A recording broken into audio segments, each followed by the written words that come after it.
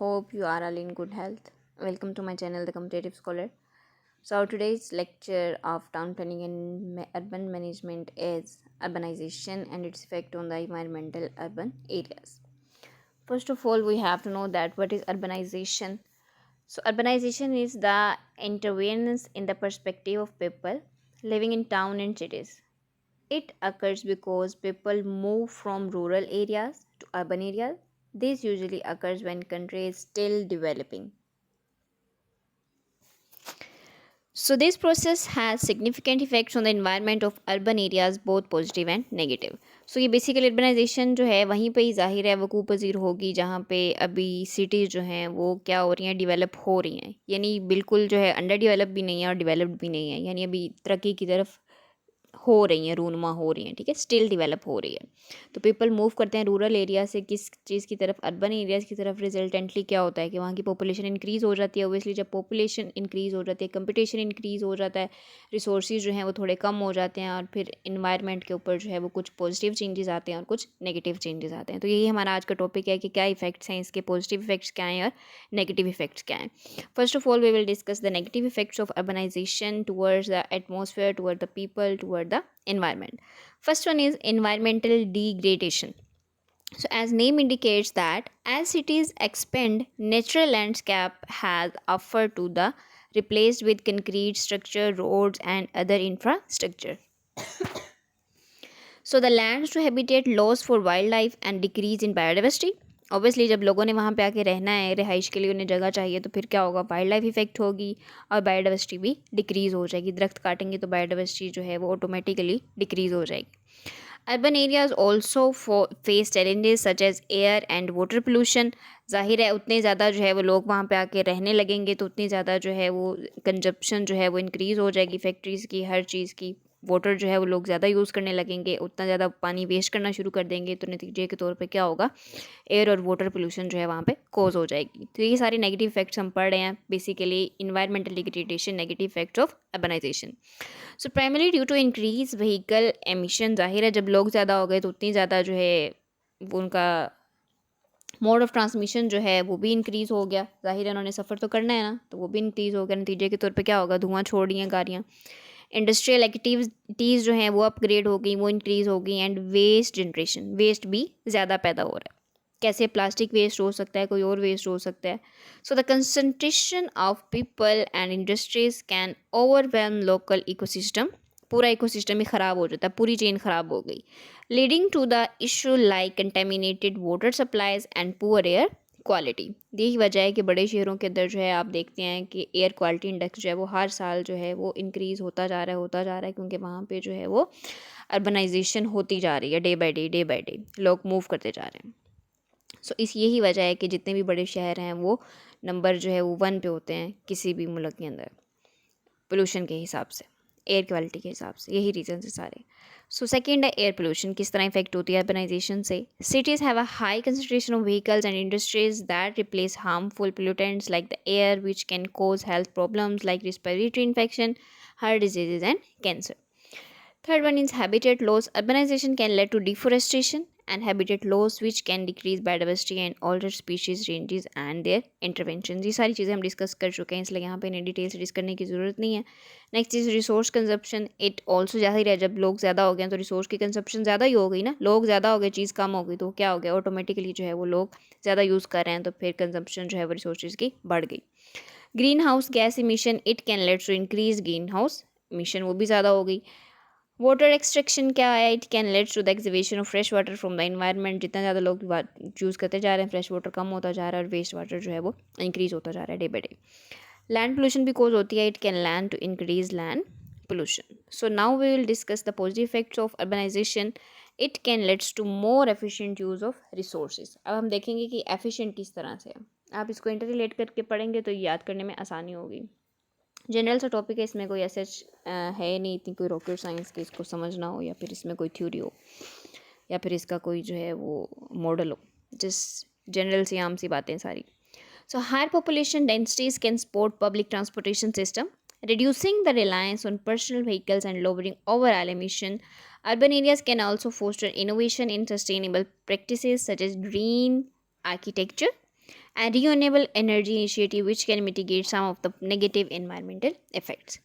Now इसके साथ एक और टॉपिक रिलेट कर रहा है हाउसिंग अफोर्डेबिलिटी। ये क्या कंसेप्ट है कि क्या सिटीज़ किस तरह से ग्रो करती हैं, डिमांड्स क्या होती हैं लोगों की, फिर हमें सप्लाई किस तरह मिलती है और फिर इसका वे फॉरवर्ड क्या है।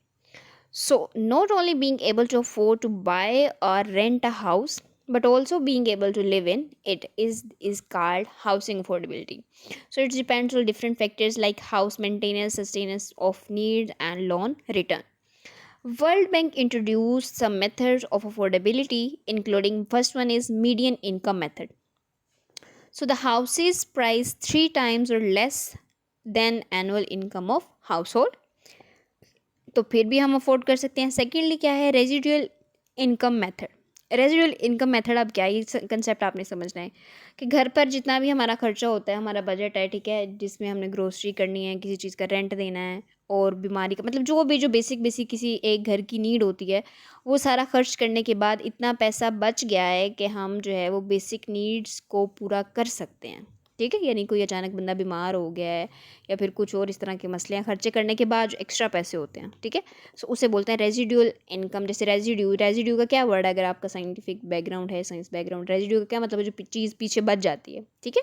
तो इनकम से यानी यूज़ करने के बाद जो हमारे डेली मंथली का खर्चा है, सॉरी, तो वो करने के बाद जो बच जाती है अमाउंट, वो क्या है, रेजिड्यूल इनकम मेथड। उसके ज़रिए भी हम हाउस अफोर्डेबिलिटी कर सकते हैं। सो डिमांड साइड इशू में इसमें क्या आते हैं, अनएम्प्लॉयमेंट। ज़ाहिर अगर आप अनएम्प्लॉयमेंट है, आप कुछ कमा ही नहीं रहे, बेरोज़गार हैं, तो फिर तो आप अफोर्ड नहीं कर सकते लो वेजेस। लेकिन अगर आप कमा रहे हैं और बहुत कम पैसे पे कमा रहे हैं, ठीक है, बहुत कम उजरत है आपकी, महाना कमाई आपकी बहुत कम है, तो आप मुश्किल से घर का ही गुजर बसर कर सकते हैं, तो फिर अफोर्डेबिलिटी आपकी नहीं है हाउसिंग की। ओके, सो हाउसिंग कोड जो है वो एक रीज़न है। इन्फ्लेशन, महंगाई बहुत बढ़ती जा रही है। अगर आप अच्छा भी कमाते हैं लेकिन महंगाई इतनी ज़्यादा है कि आपके पास कुछ बचता ही नहीं है, ठीक है, कलेक्शन करने के लिए या फिर जोड़ने के लिए या फिर सेविंग्स के लिए आपके पास कुछ नहीं बचता।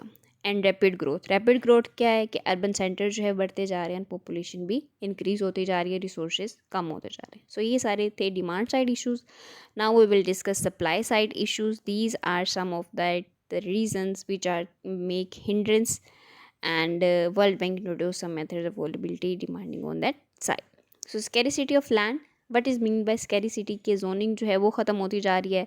अर्बन जो स्प्रेड है, लो डेंसिटी है हाउसिंग की, ठीक है, मॉर्गेज मार्केट जो है वो इसको इफ़ेक्ट कर रही है बहुत ज़्यादा। फिर इन्वेस्टर्स जो है मार्केट में दिन बाय दिन वो बढ़ते जा रहे हैं। लीगल इश्यूज़ और टैक्सेशन कॉस्ट, ठीक है, लीगल इशू होते हैं कि ये ज़मीन लीगल है या इलीगल है। फिर अगर हमने फिर भी अगर हाउस अफोर्ड कर लिया, उसके बाद बहुत ज़्यादा टैक्स होते हैं किसी भी जो गवर्नमेंट के अंडर वो एरिया आ रहा होता है, फिर वो सालाना महाना जिस भी बेस पे क्या करते हैं, टैक्सेशन करते हैं। सो उसकी कॉस्ट जो है वो डे बाई डे फिर इंक्रीज़ होती जा रही है। सो अब हम देखेंगे कि इसका वे फॉरवर्ड क्या है, किस तरह से हम हाउसिंग अफोर्डेबिलिटी को बेहतर बना सकते हैं या फिर फ्यूचर में हमें कौन कौन सी प्रिवेंशन, कौन कौन सी मेजर जो है वो करनी चाहिए, अपनानी चाहिए, जिससे हम इसको बेहतर बना सकें।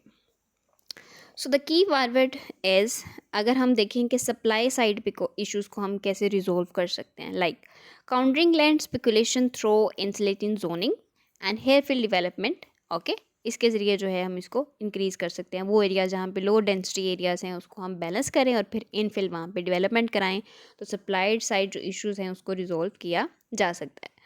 डिमांड साइड इश्यूज़ को किस तरह हम देखेंगे कि एम्प्लॉयमेंट दे लोगों को, ज़ाहिर उनके पास रोज़गार होगा तो वो खुशहाल ज़िंदगी बसर करेंगे और फिर अफोर्ड भी कर सकेंगे। लिविंग वेजेस दें, यानी इतनी तो वेजेस कम अज़ कम दें जिससे एक मतवसत घराना जो है वो ईजीली 2 टाइम का खाना खा सके और जो है वो अपनी बेसिक नीड्स को फुलफ़िल कर सके। ईजी क्रेडिट्स दें लोगों को, आवाम को। Balance rural urban growth, rural और अर्बन एरियाज़ के अंदर बैलेंस रखें। ये नहीं कि सिर्फ सारे लोग जो हैं वो हिजरत करके आ जाएं शहर में और फिर गांव जो है वो खाली हो जाएं, तो फिर नतीजे के तौर पे क्या होगा, वो फेल हो जाएगा एरिया, ठीक है। बेसिक फैसिलिटीज़ दें रूरल एरियाज़ में भी, ताकि लोगों को जो है वो बार बार अर्बनाइजेशन की तरफ या फिर शहरों की तरफ रुख ना करना पड़े। ज़ाहिर है जब एक बंदे को सारी सहूलियात गाँव में ही मैसर होंगी तो वो क्यों आएगा छोड़ के शहरों में। लोग इसीलिए आते हैं ना ताकि हमें ज़्यादा जो है वो पैसे कमाने के मौके मिलें, या फिर जैसे अब बड़े बड़े हॉस्पिटल होते हैं वो गांव वगैरह में नहीं होती, छोटी छोटी डिस्पेंसरीज बनी होती हैं, क्लिनिक होते हैं लोकल। तो बड़े शहरों में जो है वो बड़े हॉस्पिटल्स होते हैं, बड़े स्कूल्स होते हैं, गाँव में ये सारी फैसिलिटीज़ नहीं होती, इसलिए लोग प्रेफर करते हैं कि हम शहर की तरफ कूच कर जाएँ। तो अगर यही सारी फैसिलिटीज़ उन्हें गाँव में मिलेंगी तो फिर जो है वो बैलेंस मेंटेन हो जाएगा रूरल एरियाज़ में भी और अर्बन एरियाज़ में भी। फिर लैंड जो है वो हम प्राइवेट जो है वो ट्रेडेबल कर दें, ठीक है। इंडिया में ये चाइना में हो रहा है कि ज़मीन की तिजारत वो कर रहे हैं। लैंड के मसले को हल करने के लिए जो है कम्युनिटी ओनरशिप को इस्तेमाल कर सकते हैं, या फिर जो है वो हम लैंड को अच्छे तरीके से यूज़ कर सकते हैं। Innovation in material and design, मोर्टेज market को जो है वो इंक्रीज़ करें, और जो अपने प्लान्स हैं उन्हें आप बिल्ड करें, ताकि वो जो है दिन बाय दिन अच्छी तरह से मेंटेन होते रहें। Next is incentive is affordable having project, lowering taxes and bureaucratic handles. ये सारी वो बातें हैं जिनसे हम इम्प्रूवमेंट ला सकते हैं। लेकिन अगर हाउसिंग अफोर्डेबिलिटी ना हो तो फिर क्या होगा, अर्बन स्लम्स बन जाएंगे, और फिर अर्बन इन्वायरमेंट जो है वो दिन ब दिन ख़राब होता जाएगा।